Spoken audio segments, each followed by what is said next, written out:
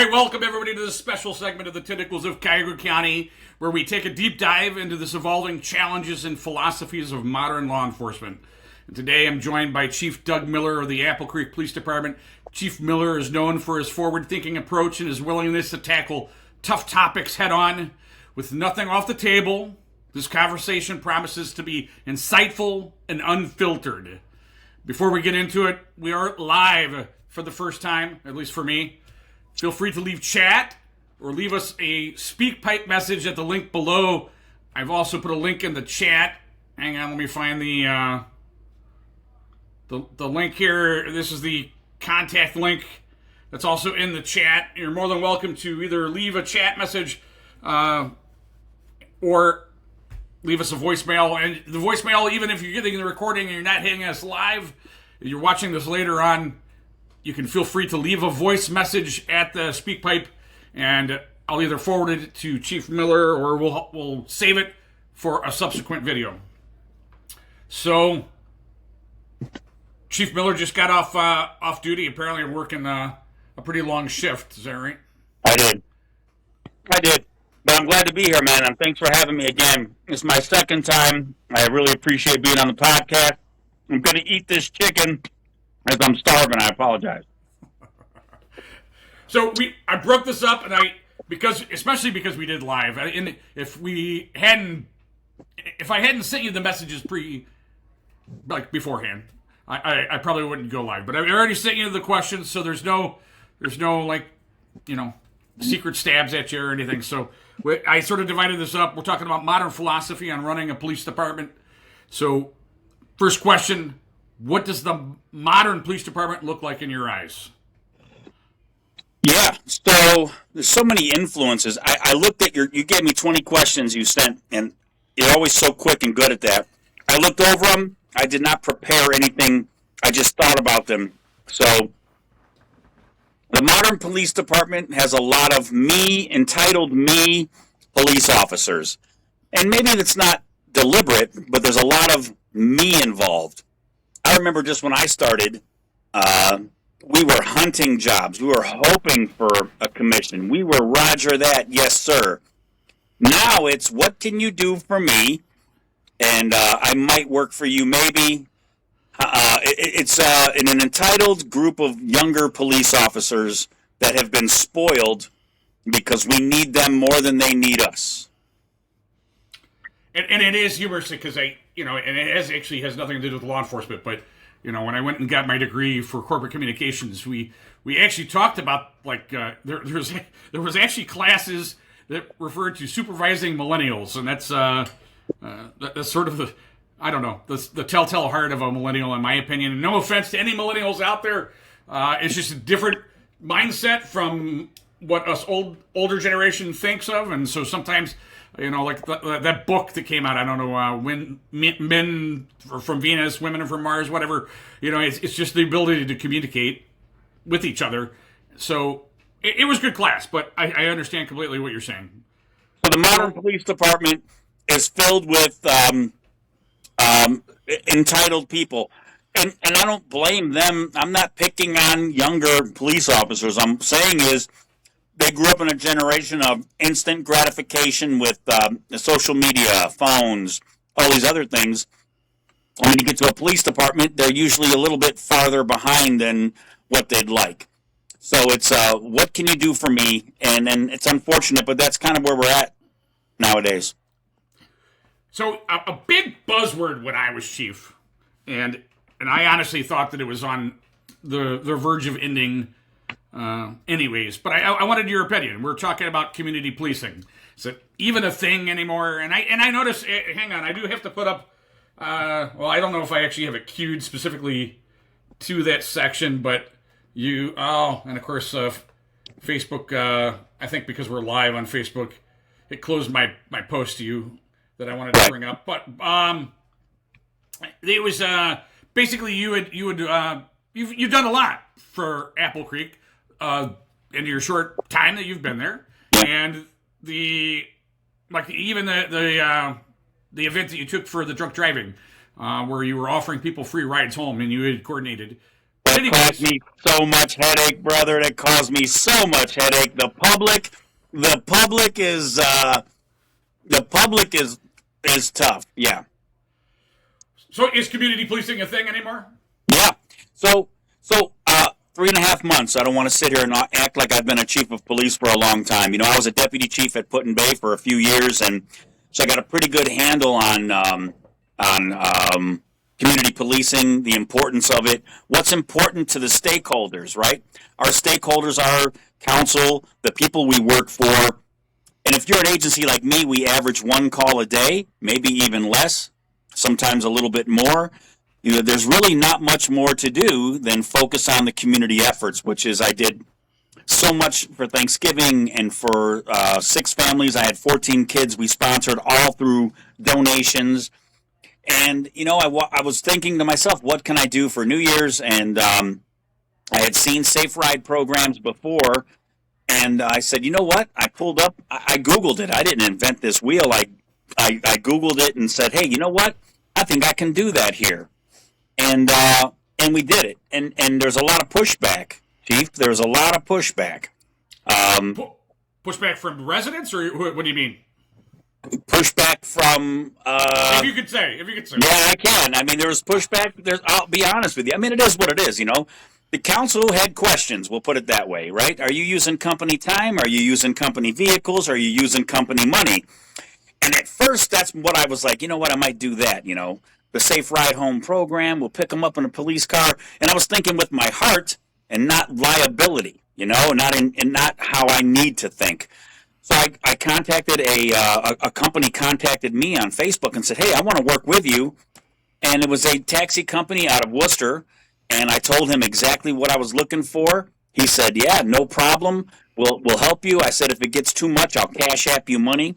So the truth is I put it on Facebook. I put a video out and, it was received well by 97% of people. And there's always going to be 3% of people, who does this guy think he is? Why is his face all over Facebook? And it is what it is. Why did you pick that company? That company has a bad reputation, even though he has a 4.8 on Google reviews and 136 positive comments. So community policing, back to the original question, that's what I'm focused on in my community. I have 1,500 residents. And so you asked if it was a big thing still, and it should be. And I'm making it a big thing for Apple Creek, and it's well received in general. All right. So, and I guess I'm asking this question maybe a little more broader, but are there innovative ways departments are redefining community policing? Because again, East Cleveland community policing, it was falling to the wayside, the ability to go out and actually be community police in East Cleveland. We did our best. But do you feel that there are new innovations for community policing? No. I think we're starting to focus on things we should have been focusing on before. What we did is we buried ourselves in police work, and the community seemed to be more of a hassle than more of a benefit. If we all would look back and say, you know what, if I had this community on my team, I wouldn't have to worry so much about, am I going to get approved for new cameras? Does council like me? Or is council going to support me? So I think we're back to basics, and we need support of our community now more than ever. And I think we're now back to the basics and getting ourselves where we should have been a long time ago. I think police departments are behind in community service efforts. They do the normal 3 things a year. Shop with the cop, helmet shit in the summer. And, they do a few things and they dot their I's, cross their T's, and move on.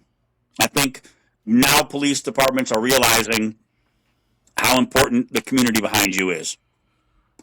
All right, so I finally figured out how to cue it back up here. So this was your Safe Ride. And even though you put this out, I saw you advertising it for quite some time prior to New Year's. And unfortunately, you still had I'm not asking the specifics, but you still had a violation. Sure. Anything you do in the public eye, there's going to be a couple naysayers. They're not going to like you. Who are you? Who does this guy think he is? There's a lot of haters out there that would rather point the finger at somebody else than look in the mirror. So it's innovative. I'm the new guy in Wayne County. I realize I'm the squeaky wheel. I get it. There's nobody else doing what I'm doing. So there's going to be a couple, why don't we just do it like we used to? The cops' biggest kryptonite is, we've always done it this way. Why don't we continue doing it this way? And that's how departments get jammed up in their own way, in my opinion. But you actually had a DUI arrest, though, right? I had a hit skip, 2 vehicles, arrest. Yes, I did. So kind of proves my point that even though I bought a $600 sign that says "Don't drink and drive, Happy New Year," it's on our main strip there in Apple Creek.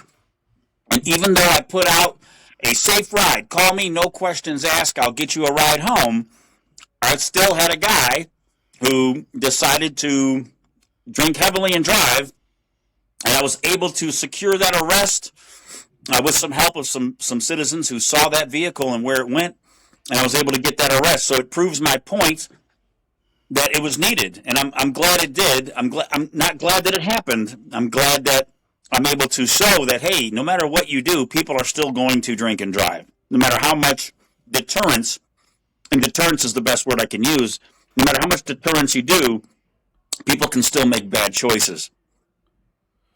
And I did notice you brought it up, but I mean, like the social media, and I specifically looked prior to us going on tonight, and I mean, you're doing and I think I have actually even sent you messages. You did. Chief, you're doing a great job with your social media platform. I feel that every chief of police, every administrator should be doing what you're doing. And I noticed, even I went back before you were sworn in, and there was practically nothing. And the posts that were there road very closure, dry, very dry. The normals, brother. Road closure. It was the normal stuff. And listen, I don't want to kick anybody before me, man. Status quo is a thing in the police department. Let's just do what we've done and answer these calls. Let's get through our day. And I understand that. And policing's changed, and I'm bringing a different thought. And, all of us and every cop that's watching this or watches this, we were at a point in our career where we're like, man, if I was the chief, this is what I would do. And if I could make changes, this is what I would do. And I'm finally in a smaller place. I get it. I'm not trying to say I'm the chief of police of some major metropolis. I'm in a small community. But those 1,500 people and my businesses, they deserve a good police department. I'm collecting a paycheck, and I believe they need to know, what we're doing, why we're doing it. And I'm just...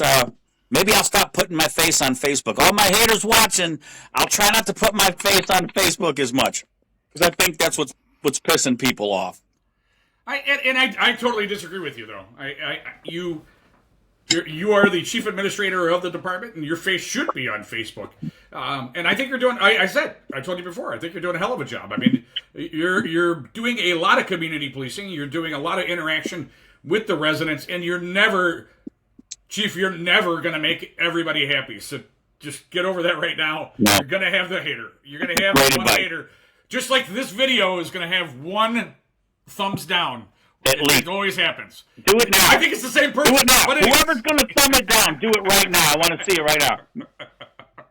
So and a lot of East Cleveland officers probably are not happy with me, but I'm going to ask the question, how are technological advancements reshaping operations and public trust? And we're talking about the role of body cameras. We talked briefly about social media, data-driven strategies. How do they play into modern policing?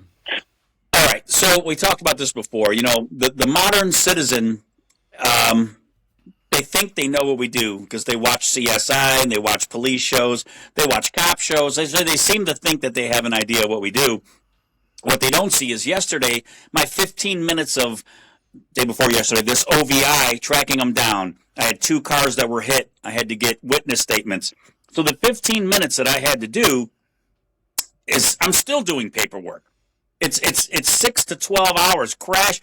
OH1s, your insurance companies, civilians, your insurance companies force police officers to do hours of work So you can get paid, they can get paid, your vehicle can get fixed. The court system is demanding. They sit behind their desk. No offense to anybody in the justice system. They demand, why wasn't your camera on? Send me the body cam footage. Why didn't you get this witness statement? So for the 15 minutes of doing a great deed and getting an OVI, it's going to take 6 hours of paperwork. That wasn't the question. So the question was body cams and technology. Yeah, we need it. I am a fan of body cams. Police officers act better. We make better choices when we know we're being watched, and that message is finally out there. But civilians need to know that the more you've begged for our body cams, the less I can do with my discretion to help you through a situation that isn't written out by law. So, because everything's public record, and then your secondhand guests, why did you do this? Why did you not do that? Why didn't you do this? So technology is going great. I think the use of social media is important for police departments to get the word out, what you're doing, and then they're going to be on your side. The goal is compliance, and they'll be on your side more if something goes south. If something goes south in Apple Creek, I hope not, where my decision-making comes into question, I would think that a lot of my residents would go, you know what, this guy's heart's in the right spot. I've seen him. He's trying to do the right things. And in most departments, your public isn't going to lean towards you and be on your team if they don't know you. So I put my face on Facebook and say, I'm the guy. Here's my personal cell phone number. I'm the one. And so technology's helped. And I think if we utilize it the right way, I think you garner more positive public perception. But once again, you're going to gain a lot of haters and negative people. So I can sit in my office and get through my day, make my money, and move on. Or I can make the most of my situation now and do right by the people that hired me. God, it sounds cliche, but it's true. So we're talking about the future of use of force. So where do you see the future of use of force policies and practice heading? There you go. Are you ready? Here's the future of use of force. God, I wish I had a pair of handcuffs right here. We're going to have an arrest. And we're going to go, sir, you're under arrest. And we're going to toss him our handcuffs. We're going to go, put those on, you're under arrest. And if he says no, we're going to go, okay, thank you, give me my cuffs back, I'll write the report, you'll have a warrant, have a nice day, sir. That's the future of policing with use of force. Cops don't want to touch it. We don't want to touch it. And I know, and I'm saying it me personally, all right? So I don't want to get you in trouble with Dave Yost. This blue ribbon campaign that he did, or is attempting to launch as far as the use of force, the changes of use of force and trying to have these panels, I think it's a horrible decision-making process on his part. But, I mean, and again, we're spending all of this time, and I was actually just talking to somebody about this. We're spending all of this training on use of force and anything else under the sun. Why don't we have 1 hour, and this is a question I didn't write down, so I apologize. Why don't we have 1 hour, Chief Miller? Why don't we have 1 hour of mental health for patrol officers? That's important. Well, I would agree. But the academies have added a blue courage, right? They've added some things that address that. What was the question? Oh, you said that Dave Yost had. All right, here's the thing. You know, community input is important, but you know, you can't change the Constitution, right? You can't trim the fat off of the Constitution. So I don't know if the input I want from a civilian. Let me ask you this. You're getting your toilet fixed, right, by a plumber. Are you going to ask his wife, do you think, is this the right way to do it? And she's not a plumber? No. So, I don't know. Community input is important, but when it comes to use of force, they don't understand what use of force is, so therefore we give you a voice. I don't think you understand where we come from because you haven't walked in my shoes. I don't know how to be a plumber. I don't know how to fix a toilet. Therefore, my opinion isn't wanted. That's just how I look at when it comes to civilians ringing in on use of force. And I just want to remind everybody that the chat, at least on YouTube, I don't know how, I'm not savvy enough. If you are watching on Facebook, I'm not savvy enough to figure out how to do dual chat. If you're on YouTube, you're more than welcome to leave a comment or chat with us, and if you have any questions about what we're talking about. So I do know that the last time we talked, and this, you might be thinking I'm being redundant, but talk to me about de-escalation. How does this impact anything? De-escalation. So if you start here, you have levels to go to, right? I teach this all the time. We start low, and then let yourself get escalated to get to where you're going. One, you are on camera, and two, the days of, and we talked about this before, but the days of how you grew up and how I grew up, definitely you were before me, was I'm going to ask you once, I'm going to tell you once, and now you're going to do it. Within 30 seconds, somebody's in cuffs with their ass kicked. We just can't do that anymore. The world expects, the community expects us to rise above and find the common ground to de-escalate the situation and affect the arrest. There's a middle ground where everything's done. So I teach now, and I've heard this several places. I forgot where I heard it. Before you go hands-on, you should say something to the effect of, "Sir, ma'am, is there anything I can do to get you to follow my lawful commands?" And once you say that on camera, and you do use of force the correct way to policy, when you go to court and that camera footage is shown, you can be proud of it. So the use of force is, I've said this before too. Every use of force policy, I think the use of force policy in East Cleveland, it's not cookie cutter. You can't just take that use of force or use a different suburb and put it into East Cleveland. They're different animals. I like that. They're different animals. But what the world wants you to do is follow this cookie cutter approach. And it just doesn't work in every city or every village or everywhere. Your clientele is different. Scott, daytime people in Apple Creek are different than nighttime people in Apple Creek that are cruising through, right? Same thing in East Cleveland. Daytime people everywhere you go. So there's different approaches, different ways to do things, and I'd love to say that one cookie cutter use of force protocol works everywhere. But through my experience, training, time, and everything else, I disagree with that. So this may piggyback about what we were already talking about, but from officers that I've spoken with, and I mean, this honestly is everyone. This isn't just relative to the East Cleveland officers. It sounds like it is, but this is a lot of officers I've spoken with. There's a real concern about clarity and supporting regarding use of force. So my question is how can departments balance officer safety, which I think is still very important. I know a lot of the anti-police crowd make fun of the whole world of officer safety, but it's a real thing. So how do we balance officer safety with public expectation? Those people that are making fun of our officer safety have probably never been to a police officer's funeral. They've never felt scared for their life with somebody with a gun, a knife, or is willing to fight you because they already have 3 felonies. They don't care if they get another one. Okay? So the public pretty much is so ignorant about policing, and I'm glad you brought this up, because back in the day, what cops do still, and what we should not do, is we alienate the public. We're like, you don't know what you're talking about? Eat shit. You don't know.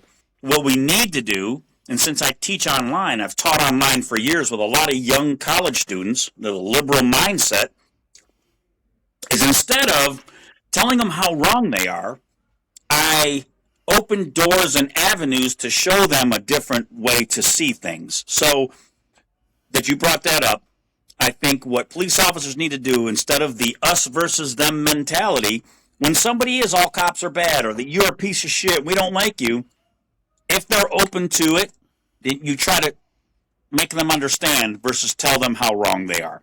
So what was the question again? I mean, just basically the officers are asking, how do we balance safety with public expectation? Be nice to everyone you meet, but be prepared to kill them, and follow policy. Right? You got to follow policy, and we've talked about this before too on your podcast. But really, you know, the police officer saying of the whole goal is to go home at night. That's an easy glaze over answer of officer safety. We used to write reports. You did, I did. The reason why I did this was due to officer safety. It was our catch-all net, so the public called us on it. We are no longer allowed to be like, well, the reason why I did all this and cuffed him and whooped his ass was for officer safety. That doesn't work anymore. You can't write that in a report, and it doesn't work anymore. So you have to balance it. You need smarter officers. You need officers that understand. And speaking of that, you need officers with life experience. Officers that I hire a lot of military. I love ex-military. I love older guys because they kind of get it a little bit more, right? When you can identify with that domestic violence, verbal domestic, and he's like, fucking wife's been on me, blah, blah, blah, blah, blah. You can sit there and go, I get it, brother. I've been married. I understand, you know. So that's my opinion is we got to get better. We need smarter officers. I'm a fan of more training. I'm a fan of these simulators, the Milo simulators, where they put officers in situations in the academy now, and some departments, they put you in hundreds of different scenarios and see how you react. And I really like that. So training and the officer's psyche itself, hire people with some empathy and some life experience, I think is how you balance that. All right, I don't know if you can. We did actually get a couple of chants there. I don't know if you can actually see, but two of the best dudes you'll ever meet. A fucking man. Thank you, whoever that is. So I get a lot of these, and I think I told you, and I can't honestly remember if we were even live at that point, but you know, I get a lot of videos that do annoy me. It is 2025 now.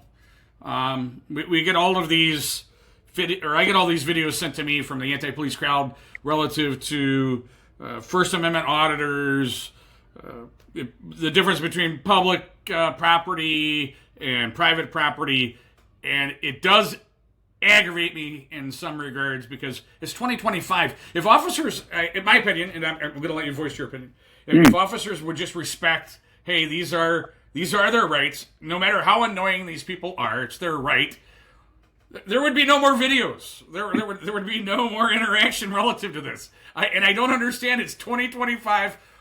Why do you think officers get so bent out of shape about being filmed? First of all, I want to patent a product that's a steering wheel for police officers, where you can beat the shit out of this steering wheel because, you know, and scream at it and it responds to you. And I'm gonna invent one of those because, you know, how many cops are driving around screaming at their fucking steering wheel and mad at it because they're dealing with ignorant people. And I've said this, and I want everybody to realize the number one rule of policing is it's not illegal to be an asshole. It's not, you know, and it's not illegal to be stupid. Those are the top two rules. And those are the type of people that you're always responding to, right? We spend 90% of our time on 10% of the population, and that's my take on it. So, yeah, we're getting a comment. Dented a few Ford symbols on the steering wheels over the years. We should make it like an airplane steering wheel, man, so you can just really, you know, get into it. So the question, I guess, with the whole First Amendment auditing, the question was actually focused on how are departments preparing officers to adapt to evolving legal and societal standards and around use of force. I mean, are there? Yeah, you brought up some VR training and. Yeah.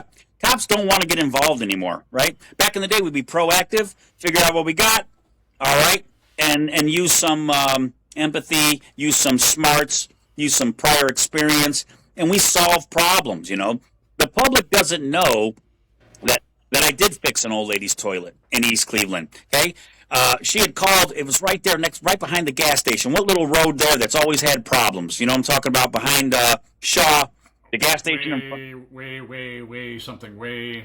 So yeah, anyways, that little street right there. There was an old lady there who would always call and complain, and she had no lights in front of her house. And the normal training we do was, get a dog, get some lights outside, motion activation, and she goes, "Hey, just got to let you know, my toilet's a little bit messed up. You think maybe you can look at it?" And I'm glad I brought the plumber stuff up earlier because it really goes in well. She had an old toilet in this house, and I took the back of it off, and all it was that little chain that needed to go on the little chain. You know what I'm talking about? I put that little chain on there and flushed her toilet, and it was like the best thing that had ever happened to this lady. So you're looking it up on the map right now. Whatever that behind that gas station. Welton. That's it. And fun fact for everybody out there: Welton was the family name of the original family that lived on there. And they're actually—I don't know if you can see my cursor. There was a big old house. It was huge. It was like a plantation house, and they were the Welton family. They owned pretty much that entire block. That's the reason that street is called Welton. For fun facts. Yeah, I didn't know that. But anyways, back to to that. Officers don't want to get involved anymore, and sometimes they put officers aren't stupid. They put factors in like, is this worth it? Right? As you get older, you decide, is this worth it? Is it not worth it? Am I going to get involved or should I not? And officers nowadays, they're trying to get through their day. The Facebook warriors, the civilians that are against police officers, it's a lot to go home after you feel like you did a good job all day and then turn the news on and you're getting kicked. Or one guy makes a questionable decision in Texas, and we're hearing about it here in Cleveland because Fox 8 doesn't like cops. So it's hard to go home after trying to do your best all day long and then hear all the negativity. So when it comes to use of force, we're training them to pick and choose your battles, and more training, just understanding that de-escalation is way better than going hands-on. Exhaust all options prior to. And back in the day, we just followed the script. All right, verbal commands, you didn't listen. All right, or office presence, you're not listening. Verbal commands, you're not listening. Okay, arm escort bar techniques. Okay, it's not working. Taser. Okay, so there's just so many different. Now we don't want to get to use of force. We would rather you verbal judo, talk your way out of an incident. I was putting in the comments up there. The comment was basically cops being afraid to do their jobs because they're going to get fired or indicted. Hey, let me tell you, stand in front of a grand jury for 3.5 hours asking you about a situation that you are barely involved in and worried about your whole career, your house, if you get charged with something, losing your house. Certain departments make $17, $18, $19 an hour for these guys who are learning on the fly because we don't have officers that are experienced anymore. We got 1-year rookies training brand new rookies. So all of those smart guys, we need a lot of their tutelage, and they're leaving. Society doesn't know that they're pushing them out. But that guy that has been bending his steering wheel for 20 years who said, you know what, I'm going to make it for 3 more. And then one incident happens. He's like, you know what, fuck it, I'm going to retire. And so that's what officers are getting forced into. And that's an excellent segue right into my retention questions. Retention often takes a backseat to recruitment, but how do we flip the narrative and retain seasoned officers? I'm glad you brought this up because I just mentioned this not too long ago. Retention is just as important as recruitment, if not more important. You've already invested into this officer. You've already sent him to training. You put him in uniforms. They know your procedures. They know your computer, your MDTs. They know your court system. They know. And you find ways to fuck with these guys. I'll just be honest with it. What I've learned in this career is is if you don't take care of the officers, people don't quit jobs, they quit bosses. So if you're that type of leader that drives your guys nuts and you're always micromanaging them, they're going to find another way out. And now more than ever, they can get another job somewhere else as long as they don't have a crazy, 401 or some crazy charges on them. They can go get another job and somebody will give them a shot. So, yes, recruitment is important, but retention, don't take your eye off what you already have in your department. And I think that's what a lot of places do. And so, in this question, I don't want you to take it the wrong way. All right, I know you're just getting there, but have you thought about what your strategies are going to be for preventing burnout and promoting long-term commitment from your guys?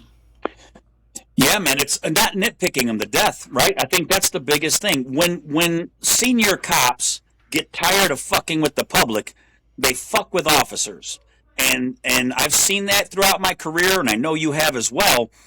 That guy's a cancer to your agency. You got that old salty sergeant who complains constantly, and he's the face of your department because he's your FTO, and he doesn't have the values or the new thinking that you have. You're setting yourself up for failure. So recruitment, retention, it all ties into the FTO is more important than the chief of any department. He's going to instill whatever the word I'm looking for is culture. You're going to install the culture of your agency into these new guys. And if it's somebody who's angry and he's mad, he got his leave disapproved, and he's just burned out and tired, that's the wrong person to have. So I think when you look at retention, you have to look at all aspects of how that person got the job, what they're giving to the agency, and how do we keep them? How do we keep them? We loosen policy. These tattoos, when I first started in policing, killed me on a bunch of jobs in 2007. Beard, you're right. I was in the Army for almost 11 years, active duty, and I did about a year in the reserves. Somebody will fact check that, I'm sure. Something like that. 10 years, almost 11 active duty, a year in the reserves. Go fact check it, you pain in the ass. I wonder what I was getting to with that. Are we allowed to bring that up, or the reason that Chief Miller had a very disparaging comment on? He's doing this event for New Year's, as we talked about, where he's basically giving somebody free rides, not just in Apple Creek, the entire county, Wayne County. Yep. He's giving free rides to anybody that between 10 and 2, and somebody decided to fact check and actually look Chief Miller up, and it was very comical, the post on the Facebook page, and it was also even more comical watching the guy get ripped apart from everybody else that was responding to him. So thank you for that. It's easy to look at a piece of paper and shoot holes in it, on somebody's career. And the truth is, East Cleveland has me wrong on my some of my history. I'm gonna call the chief there and see if he will correct that for me. That's one of the things that this guy brought up. So we'll get some of that looked at. But I don't know where I was, brother. I was talking about the military. I was trying to get to a point, and I'm old. I guess I forgot. What was the question? Well, I just wanted to say hi, Oscar. I did figure out, apparently Facebook chat does come to the platform, which is sort of cool. So, hi, Oscar. Thanks for joining us. I was looking for what are you using as far as successful strategies for preventing or attempt to prevent burnout and long-term commitment to your department? Open communication. Open door policy. I'm the chief. I have 9 guys. If you need to talk about something, sometimes you want to hear it from the big guy. The big guy saying it may feel better to you. I think open communication, listening to them. I run stuff by my guys. I run stuff by them. Not one person knows everything. You should surround yourself with smart people. But if they feel involved in your decision making, I think that's crucial to them wanting to be a part of the team and the successful mission. So And we've talked about a little bit. I mean, as far as unconventional tactics, we talked about using social media, but we're talking about using social media to target new demographics. I noticed that you were able to hire a lot of people in the department recently, and I'm sure that they all were flooded by the tentacles right here. I'm sure that they all came in and they all said, "Hey, we heard you were hiring from the Tentacles of Cuyahoga County show, and can we get a job?" But what are you using to bring your guys in? I think guys want to work for me for my blunt honesty. Half of my department are people I taught in the academy. And I am very glad that they have enough faith in me to come work for me, because nowadays, working in the police world is a liability. But the reason why I think people want to work for me, and this is a specific question, is because I never held back in the police academy. I showed videos of me doing it right, and I showed lots of videos of me doing it wrong, and I told them to lead with empathy, and our goal is to change behavior, not to give tickets. And I'm living up to everything that I did. So I think that's one reason. Number two, I got the pay up from $14 to $22 an hour. And I think those are the top two reasons that I'm doing pretty good. And listen, I'm in a honeymoon phase. Everything's working right. Everything's going well. The council's supporting me. The mayor's supporting me. I realize, the history is a good predictor of the future. There's going to be problems and issues, and how you deal with them is the way to go. So I think being on Facebook, I think they like seeing a chief that's proactive, and I'm putting myself out there, and I'm getting hit. But I can take the hits. And I said, continue to do it. That's the right thinking. That's the right way to do it. But how do you think, are police academies backing you up? Are they evolving and preparing recruits for the realities of modern policing? No, man. I had one of my brand new rookies, who's a great guy, and he just brought this up to me the other day. He says, "Wow, the academy doesn't prepare you for what you're going to deal with." And I said, "What do you mean?" He says, "When I step out of my car, I got to turn my radio on. I got to have a flashlight out. I got to be prepared. I got to be aware of cars." We didn't have a radio or a vest when I was in the academy when we did all these.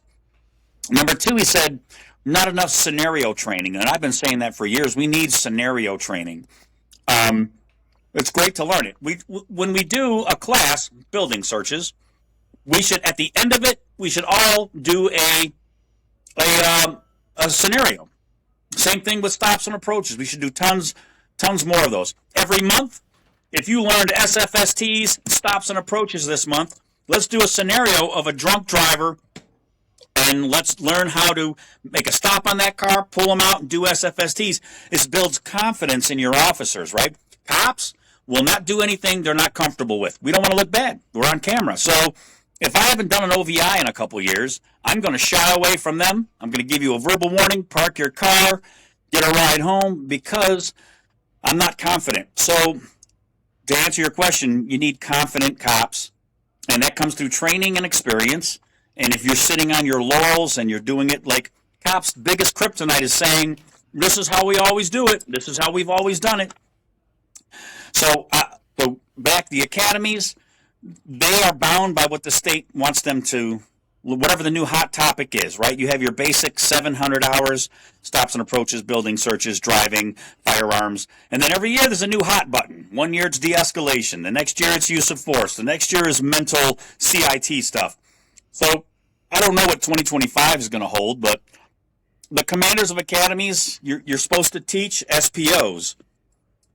And no offense, but the boards that make these SPOs may not be people who have been on the road in a few years. Have you looked, and this is my argument, Chief, have you looked at who's on Yoss's Blue Ribbon Committee? I think there's one cop, I think it's the ex-chief of Columbus, and everybody else just has a bunch of PhDs behind their name. Nobody has any experience. And this is where I think it's detrimental that the academies are setting new officers up for failure. If I was a commander and Opata declined me to become a commander because of, whatever reasons, maybe I'm too honest, maybe I'm a lightning rod, maybe it's my past employment at certain places. Maybe it is what it is. But if I was a commander of an academy, we should wear the uniform that you're going to wear. We should have a radio, because the radio is your only lifeline, you know? So I think we should mimic more what you're going to get into in the academy. So there is support. There's a lot of great instructors, man. I'm not kicking anybody, you know, but we need to move forward and set these guys up for success versus failure. And we need to do more in the academies to make it more lifelike and realistic what they're going to deal with. So can you, we're going to go into what's working and what's not. Can you share some examples of recent changes in policy or practices that have a positive impact that you've seen come through or coming through? Fixing the hiring process. The hiring process is absolutely a conundrum to new people. So they are used to getting a job at McDonald's with a one sheet. What high school did you go to? Where do you live? Do you agree? Yes. And they get hired at McDonald's. So they're used to this application process, these young kids. Then us as old school police administrators, we're like, how you doing? Here's a 42-page, it needs notarized. We need to know where you lived when you were 3, and we need a urine sample from Elvis. And these kids are taking these. So I have streamlined the application process. I think that's one of the major issues. Communication. You put your app in. Hey, I'm looking at your app. I should have an answer for you in a couple weeks. If I have any questions, be available. So that is the number one thing I think that's really helped me out a lot. Giving them an expectation date of when you can be hired, or I will send you a letter that you're not going to be hired. That's one of the things that's working for me. Number 2, uniform policy. I killed it. My officers can wear civilian clothes. And boy, am I going to get more pushback. Spell my name right when you're complaining. I understand professionalism, and for many years, you know, Robert Peel and the importance of professionalism from the late 1800s and early 1900s and all these things. I understand the professionalism. We have evolved. We need to look like the public we serve. We're human. Hang on. You gotta stop for us old crusty guys. Okay. Yeah. What do you mean? You got to describe it a little more for me. What do you mean civilian clothing? My guys can wear jeans, good shoes, and whatever top they want, as long as they have an outer vest with police on the front, police on the back, and that is what they can wear. Not my rookies. If you're brand new, you're sucking it up for a little while. But if anybody's been a cop for a while, you can wear. So I killed the uniform requirement, and that I think that's helped a lot. So that's another thing. So streamlining the application process, getting rid of things that people like now. You have a beard. I have a beard. Everybody likes facial hair. I have no facial hair policy except that it has to be neat. Tattoo policy. As long as you're not, swastikas and KKK, even if you had a neck tattoo, I would consider it, right? It's a form of expression. So I think coming closer, when you boil this all down, coming closer to the public you serve, looking like them, being a human being, where they can say, oh, Under Armour tennis shoes, that's awesome. It's a real person standing here. So I've said this before, let me say it real quick. You have 3 strikes in the police world when you're dealing with somebody, okay? And we're on strike 3 when we get there. Strike 1, you show up, you're wearing the lowest level of uniform of the government. Nobody likes the government. You're there. Strike 1, they don't like you. Strike 2 is you're going to tell them to do something. Let me have your ID. Stand over there. Go over there. Be quiet. Nobody likes to be told what to do. Strike 2. Now, when we show up, we're on strike 3, and it's going to be how you affect your look, how you talk to people, and I think you're going to garner more compliance when you are able to be more like the public you serve. And I know I'm getting pushback on that. I have, but I don't care. I'm going to do it my way until I'm fired or I leave the job. So I want to bring up. I love you. I don't agree with it, but the street survival I don't know if you ever took the course or read the books. I was actually one of those old dudes that actually read the books before going to the course, and they interviewed, I think it was either 50 or 100 people that killed cops, and one of the things that kept revolving and coming up was uniforms. And that the reason that they killed cops was because of lack of uniform or sloppiness of the uniform, because they knew that they could take the guy out because he wasn't looking professional. So I'm just going to leave that there. I know. Yeah, let me readdress. We have millions of interactions with people a year. Very few of them turn into a use of force.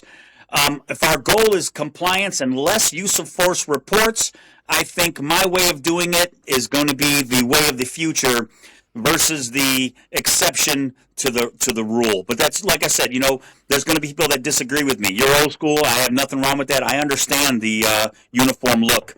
But I just think we've evolved to the point now, in going back to retention and recruitment, that is something that's, a little more appealing to some people. Right or wrong?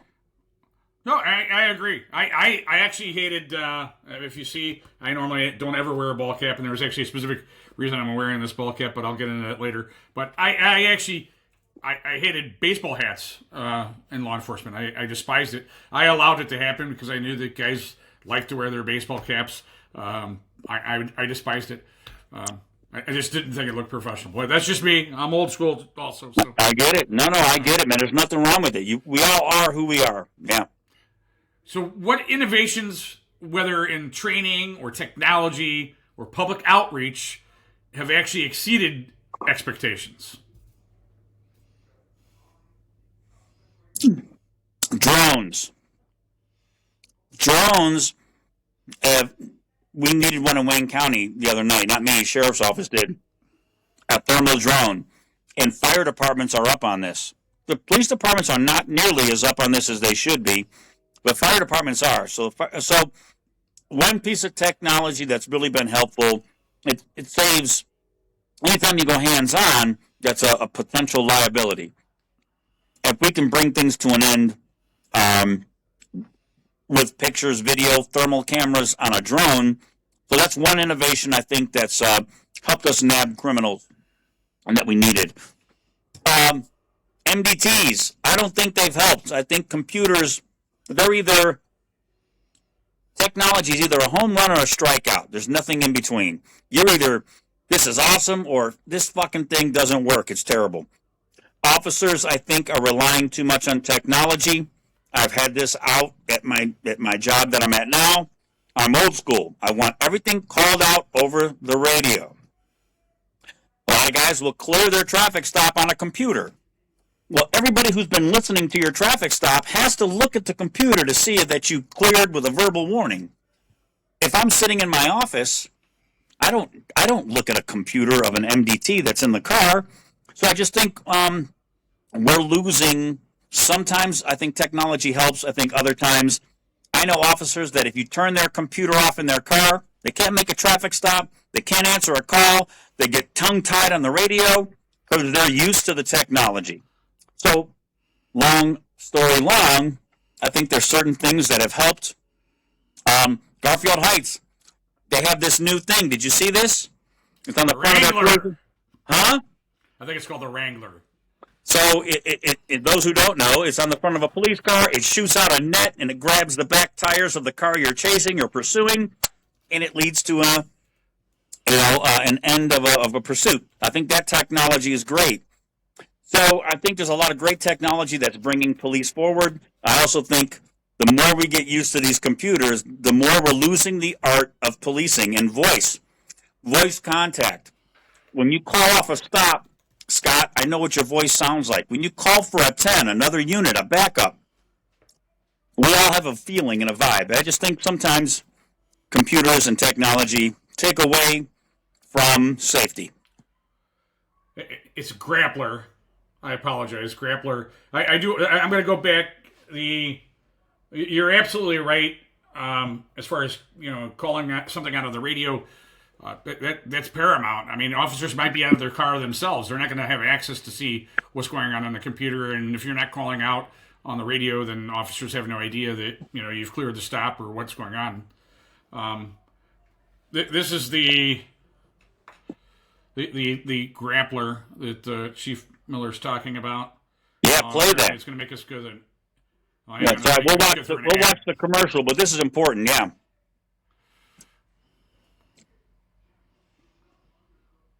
There we go.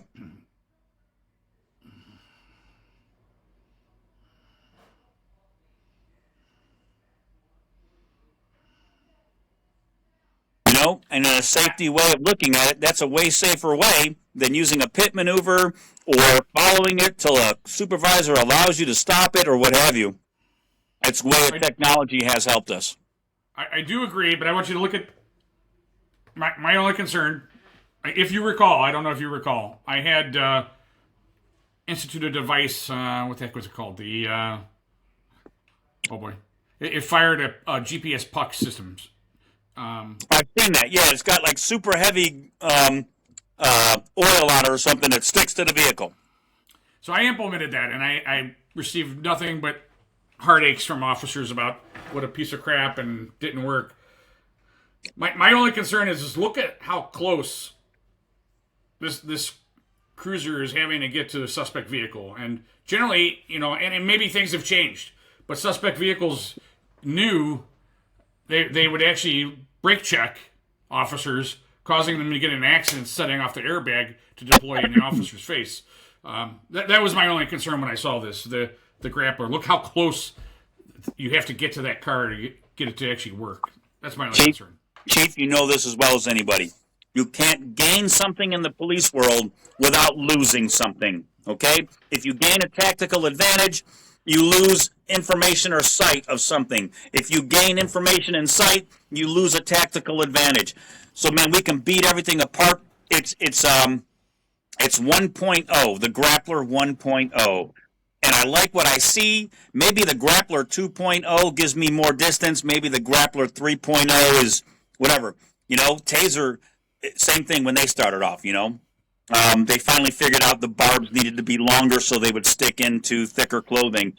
So I would say just on that topic, I'm a fan of officers not, getting killed during pursuits. And if we can find ways, even if we're learning, I'll take the new technology and give it a shot. All right, I'm going to get to the comments, but I don't even know if you do. There was actually a successful deployment of that grappler last week, Garfield Heights, and I think even a friend of ours who it has was? been involved. Yes, Huh? ex-East Cleveland officer. First deployment of the grappler there in Garfield Heights. I think it was Woodside, right? I'll say his name. I love you, Woody. Yes, it was. I wasn't going to put him out, but yes, it was. I did. My fault. We love you, Woody. Now, there is one thing, and I heard, and I don't know if it's true. Does it cost does it cost $1,500 though to retool it? I don't know. Did it cost like $1,500 to reload that thing? I don't know if that's true or not, but I don't know. But every police department listening, you should have push bumpers on your cars. I see a lot of police officers going away from push bumpers. You're doing yourself a disservice. Get your push bumpers and keep them. So we have some comments. Computers are a great tool. However, I'm old school and like my stops and info read back so everyone knew what I had. Somebody called out my Star Chase, said it was dog shit. And somebody's talking about you're just as close implementing a pit or a ram. So I don't know. I guess the issue was that I think East Cleveland, a pit had to be sort of a last. First off, you had to be trained in it, and it had to be like a last option. You had to have been crashing into cars and running over babies in a carriage before you could. You had to prove that the chance of this pit causing more damage was greater than allowing them to continue. Yes. So, is there anything initiative-wise that didn't work as planned? And are there any lessons that can be learned from experiences relative? We were talking about the innovations that were happening. Is there anything that you feel that's not working as planned?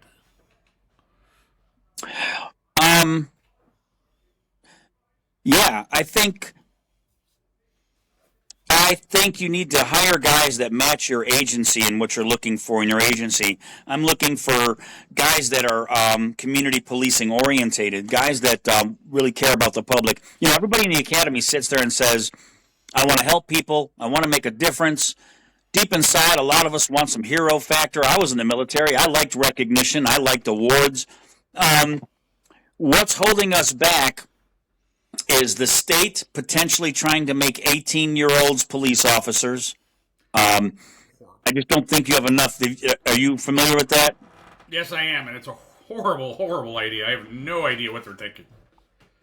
Yeah, so what they're doing is they're saying, oh my God, we have a need for cops. Instead of loosening other things that would attract police officers, they've already killed the PT.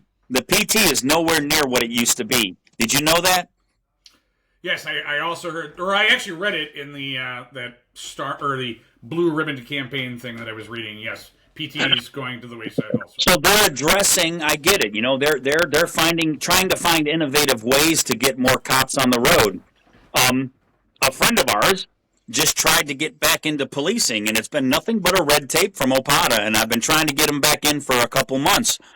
So if they want to help people get in, and I'm not kicking you, OPATA, please, Jesus Christ, I have enough problems with everybody, but if you want to help people, policing, get their numbers up, let's give credit to some guys that have been cops before and maybe been out a couple years, right? Let's loosen restrictions on bringing cops back in.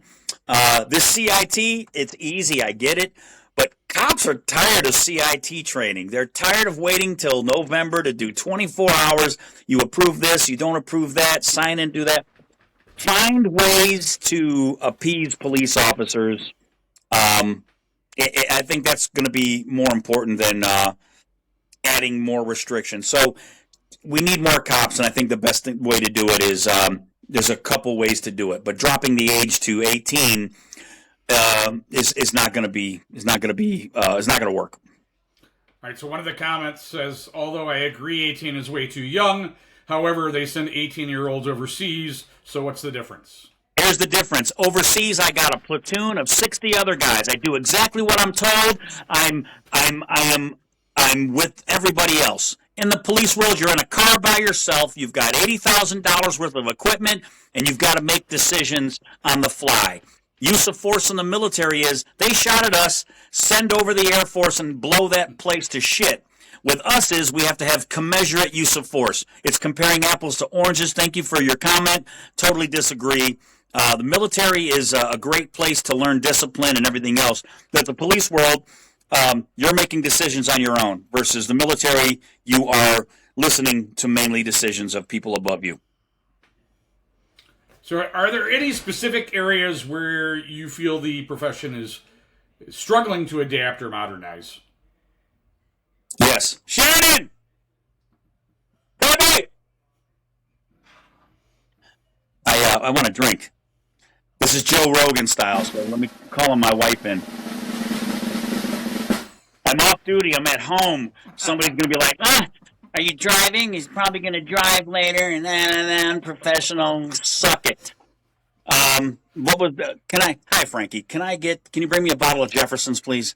Thank you. What was the question? Hang on, I want to talk about my hat while you're waiting. So this hat, oh my, where'd it go? All right, so the hat, can you see my hat here? Okay, so apparently Lieutenant Colonel Robert George Cole used a bayonet attack on June 11th, 1944 during World War II and Normandy's invasion. So this is where essentially the cross bayonets came from the 502nd Infantry Regiment. That was and a viewer actually sent me this hat, so I just wanted to wear that. Ice in a cup. Point that out. Thank you. Ice in a cup. Quit complaining. I pay the bills here. Thank you. Thank you. Yeah, thank you for your service. 1944. What were you, like 7 or 8 back then? Well, no. That's what the symbol was from. The raid in World War II. Apparently, it's the 101st. I don't know if it's the 101st now that uses it, or he said it was the 502nd symbol. But I mean, that's That's what the hat's about. That's awesome. Yeah, I'm glad you're wearing a hat. My hair's already thinning enough. I see it. I see it when I do these videos, man. Look at this. Look at this. Hair's all thinning.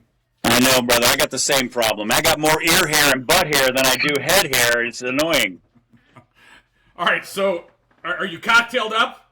I am. I'm working on one right now. Little Angel's Envy.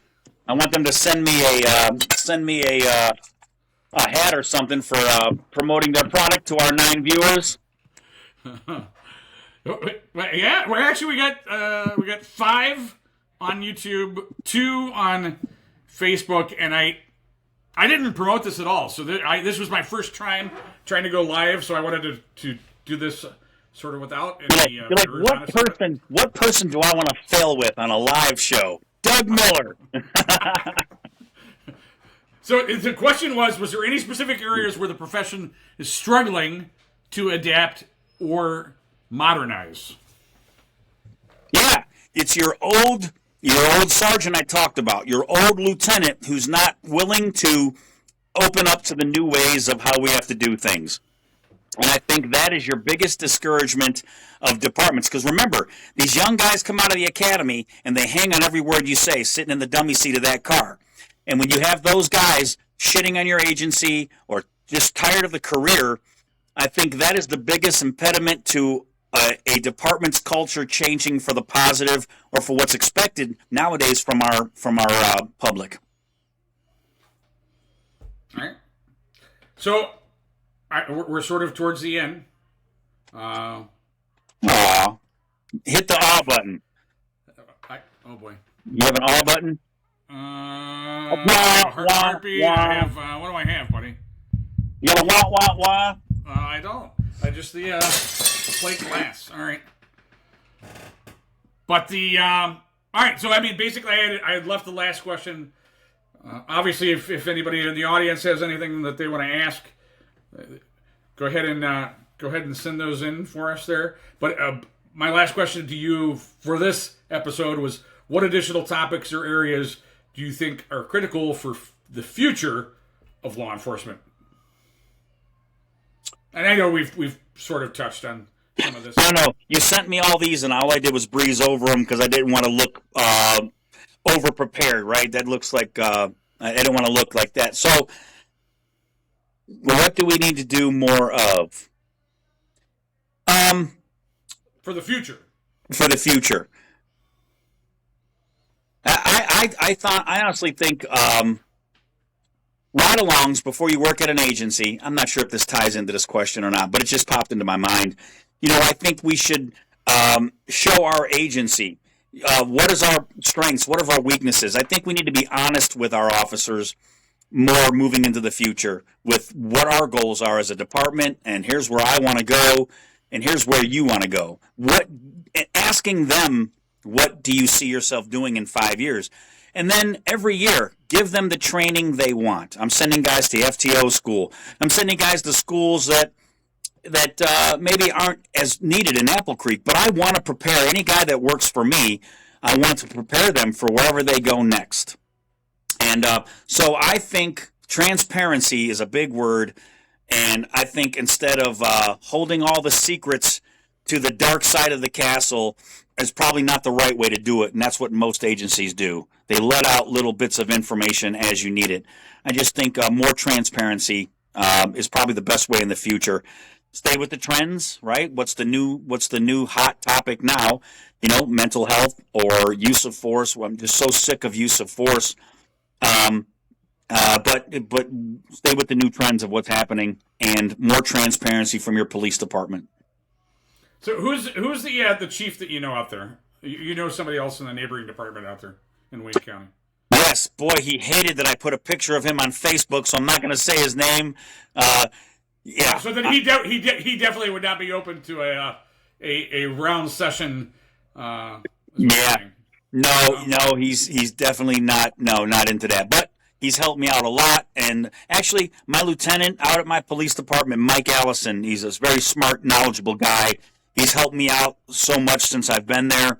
When you come into a new agency and you're the boss, you're at the whim of the county's new rules are different than Cuyahoga, and so the day-to-day operations are different out there than what I'm used to anywhere else, and I have to learn the ways of where I'm at. I'm bucking a few things. I'm making some enemies, but overall, it's been pretty good. And that chief that you're speaking about has helped me out. He answers the phone whenever I call him.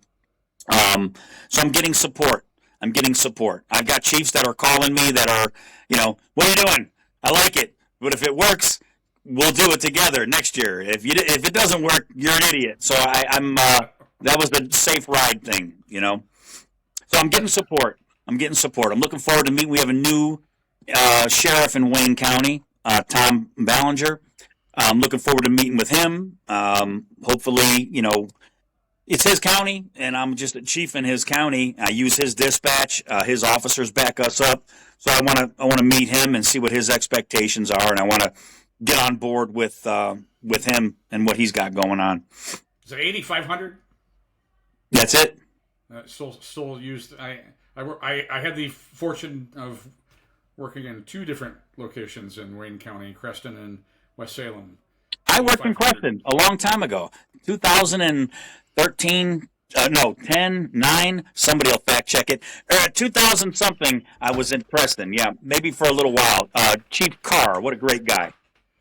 Mine was Harold Floyd, I think. I think he's passed, though. And he actually was a very entertaining guy. If anybody is watching this that knows Harold Floyd, I actually loved him. Very entertaining. Old. Was that your first commission? Yes, it was. Was that your first? Yes. Yeah. Creston and Highland Hills, I think, were my first. It was Creston, Timberlake, and Highland Hills were all right in a similar time frame. But back then, you were an auxiliary, and you worked for free, and you kept your mouth shut, and hopefully you could get part-time for $9 an hour. And, that's when we'll come full circle. What can you do for me? I could have cared less. They could have said, hey, go out there and lay in the street with an orange vest on. I've been like, roger that. Is that going to get me paid? So, yeah, everything's 180 from when we first came in, and then different when you came in. And you brought up Put-in Bay. I think I was making... Actually, I think I was working free when I initially got hired as an auxiliary there. And I think when I got hired, I think I was making like $8.50 or $9 an hour. Back in the day. Yeah, I tell kids in the academy. So and I'll just say this out loud. Doug Miller. People either go, man, I fucking love that guy, or they go, man, fuck that guy, I can't stand him. There's nobody in between, and that just is what it is. But in the academy, I ask every student, every class, every cadet, I'll ask them, how much are you worth an hour? And they'll say, oh, I think I should make 30. I should make 35. I should make 29 or whatever it is.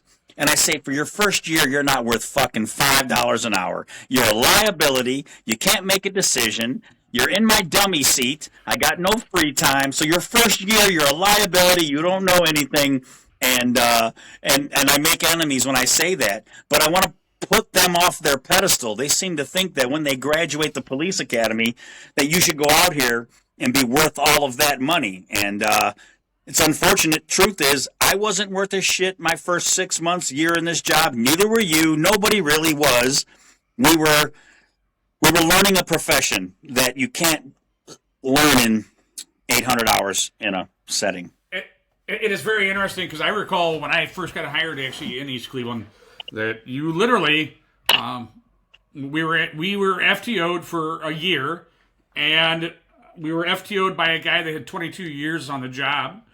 And you literally would sit there, and they would tell you, don't say anything, don't touch the radio, don't touch the window, don't do anything. Just get out of the car, stay behind me, mind your business. And you literally could not talk. And for the longest time, that sort of irritated me because I had worked in other departments prior to that, so it was very irritating to me. But I actually learned to respect that type of training. So I don't know. I know the millennials are against it. I think a little bit of that still should be going on, honestly, because I think you're right. I think you need to understand where you are. I think you need to be humbled a little bit. I think you need to get over wanting to put handcuffs on every person that walks down the road. And I think that that's an effective way of doing it. I think you sit in the police academy, right? And I think you sit there and go, yeah, that's what I would do. Oh, that's a good. Yeah, I think that's what I would do too. And then you get out there and it's happening, and it's a fight, fight, freeze, or flee, or whatever it might be. But I've seen a lot of guys freeze up out there, and yeah, the old way of training. I've been dropped off a couple of times because I didn't know which direction I was going. Which street are we coming up to? Get out of the car and walk, right? Yes. Hey, where are we at? I mean, we were not taking fire, but the officer got shot. I just got the shot. officer. Yeah, the officer tell you they'd slam on the brakes out of nowhere. I just get shot. Where are we? I don't know. Get the fuck out of the car. You throw Millennium out of the. If you throw one of these new guys out of the car right now, he'll go call the mayor. He'll call the sheriff's office to put charges on you for abandonment. I even at academies, and I got videos up on my YouTube of complacency kills. If you want to look at that, I think it's Blue Collar Cop. Anybody out there? Please put negative comments. I'm loving my haters more than my positive people.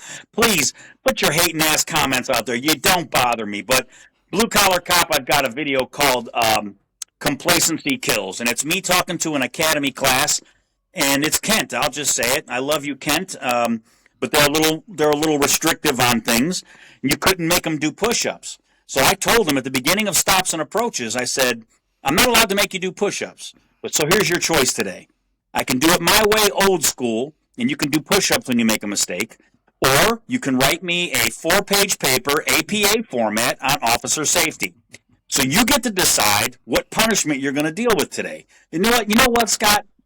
Every single cadet does push-ups versus doing an APA paper. But anyways, it's on there, Complacency Kills, and there's some other videos on there of my philosophy, anyways, of policing. Are you talking about your almost now defunct that I bust your chops about? Are you talking about it on your YouTube channel, or where is this videos? It's on YouTube, Complacency Kills. Yeah, it's on, I think my YouTube channel, I haven't been on there forever, is Blue Collar Cop or Blue Collar Professor. I can't even remember. One of those, Tactical Cops or Blue Collar Cop, Blue Collar, whatever. One of those on there, Google me. You'll see my face. All right. Any other questions, comments from everybody as we're wrapping up here? I don't see anything coming through. I think the only thing I can see is I've gotten some comments on Facebook and I've gotten some comments on YouTube. Let me tell you something. There's a sign above me over there. See that sign that says Stoner Avenue? Somebody's going to go, you're a cop. How do you have that in your house? It was a gift, so I hung it up in my bar. So for those of you that are going to comment on that, I just gotta address everything, or the haters just right now they're picking apart the back of my wall. Why? What does this hat say? Oh God, fuck you haters. To be honest with you, man, it just drives me crazy. All you negative people, man. But yeah, ask some questions. I don't want to be done yet. I'm enjoying this. I've got nothing coming in. Well, I don't draw a crowd like I should. Next time, if I wear a thong, I'll bet you we get a few more people. And again, I seriously did not put this out at all. I literally just hit. I think I did. I did tell one group. I apologize, but I just essentially just sort of hit launch, and I just wanted to try what live was like, see if I could do it without a producer, because I can't afford a producer yet. I'm not big enough for a paid producer. But I was basically wanting to try you and see if I was able to do everything as far as keep up with the comments and keep up with the show itself. And I think it worked out pretty well, honestly. I think this worked out better than our first one, unfortunately. But next time I want to be in the compound. I want to be, if we have another one. And I'm glad to see you doing a more positive or more neutral show, my friend. And I know I said this before. I'm not kicking you. I love your show. It needs to be done. But I'm glad we got you out of the rabbit hole, at least for one episode here. I'm just trying to bridge, honestly, I'm trying to bridge law enforcement with the community. And right now, I am seeing just a lot of boneheaded things that officers are doing. I don't know what some of them are thinking. But I just have to sort of call it like it is, I guess. And you do, and I do too. And you know what? You know, you'll have a lot of people that agree with you and that support you and understand, and you just have a lot of people that don't. And you got to be open minded. You know, you've got to look at things from every angle. And if you're a good police officer, you're able to put yourself in somebody's shoes and figure out why they made that stupid decision, even though you don't agree with what they've done. You have to understand why they got into that position themselves. They back themselves into a corner. People do that, and then they react. And then, so, yeah, you call it like you see it, Scott, which is really good. And I feel like I do the same thing. And I'm glad you had me on tonight, man. I appreciated it. So I want to mention this one other time. I put this in the chats. This is also in the description of videos going forward. You can feel free, if you haven't chatted and you want to leave an anonymous message telling Doug that you can't believe that he has that Stoner Avenue sign. You can go to the link. It's called SpeakPipe, new technology that I learned about. You just hit start recording, record your message. It's like an old school answering machine that will leave me a message, and we can either address it later, or you're more than welcome to leave an anonymous message. If you don't want it read, please let me know that you don't want it read on the air. But if you are on there talking all sorts of hate things, I probably will put you on blast just to let you know. All right. I appreciate you. What the heck? Oh, triple. And I always screw this up. Triple P. TriplePtraining.com. Go there. You can leave me negative messages there too. I love my haters more than I like the people that support me. So everything I said today is how I personally feel. I do not represent Apple Creek Police Department, the village of Apple Creek. I don't. Anything that I've said is my own personal feeling and how I feel. Feel free to write everything. That was my personal feelings of how the questions that was asked to me today. So I love you, Scott. Thanks for having me on, my friend. All right, we'll come back at some point with some more thought-provoking questions for you. We'll let you settle in as chief for a little bit. You got an LMFAO comment there on your last speech there. Thank you, man. I appreciate it. I'm unapologetically me. Come work for me. If you're a cop and you need a job, I promise to take care of you, and I won't let the wolves get you. God bless you, Scott. Hang on. I do hear that if they say that they were referred by the Tentacles of Cuyahoga County, that you get them $2 extra an hour. Is that true? No. I let them wear civilian clothes and voice their opinion. All right. Have a good night. Hey, I love you, Scott. Take care, brother. Thanks for having me. Everybody else, thanks a lot.